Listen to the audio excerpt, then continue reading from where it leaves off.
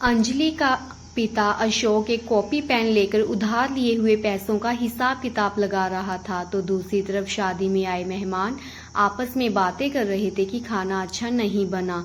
तो कहानी यहाँ से शुरू होती है। कहानी शुरू करने से पहले प्लीज आप चैनल को सब्सक्राइब जरूर कीजिएगा। तो आइए सुनते हैं। अंजलि की शादी को बस कुछ ही दिन रह गए थे।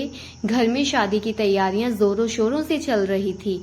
अंजलि के बाबूजी अपने ही किसी करीबी के घर उधार मांगने गए हुए थे।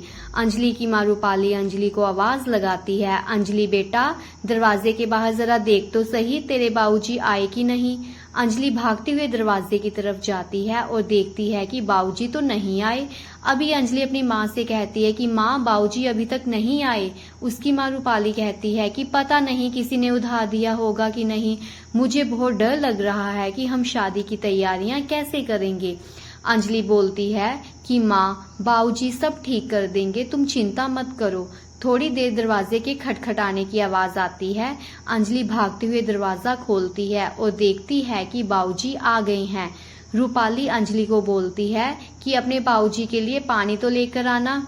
अंजलि पानी लेने जाती है। अंजलि की मां रूपाली पूछती है कि पैसों का बंदोबस्त हो गया क्या। अशोक बोलता है कि हाँ रूपाली हो गया है, अब हम अच्छे से अंजलि की शादी कर पाएंगे।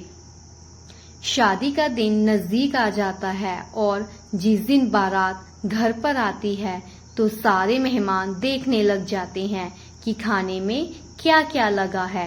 कई मेहमान तो बड़े स्वाद से खाना खाते हैं और कई लोग बस खाने में नुक्स ही निकाल रहे थे। ये देखकर अशोक की आंखों में पानी आ जाता है और सोचता है कि कौन सा पिता चाहता है कि बेटी की शादी में लोग तरह तरह की बातें करें। शाम को विदाई का समय नजदीक आ जाता है और अंजलि विदा होकर अपने घर चली जाती है।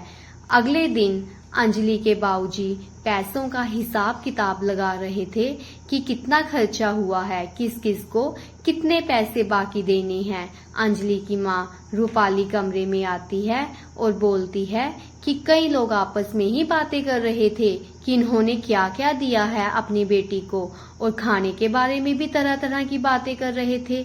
फिर अशोक ने रूपाली को समझाया कि अगर कोई अमीर आदमी भी अपनी बेटी की शादी करता है तो लोग उसमें भी नुक्स निकालना शुरू कर देते हैं। फिर हम कौन सा कहीं के महाराजा हैं।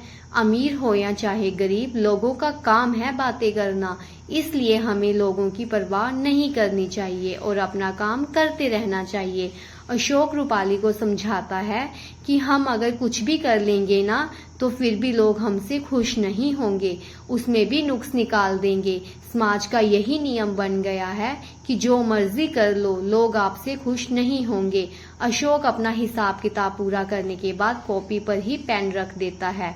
तो प्लीज अगर आपको मेरी ये वीडियो अच्छी लगी तो प्लीज चैनल को लाइक, सब्सक्राइब, शेयर और कमेंट्स जरूर कीजिएगा। धन्यवाद।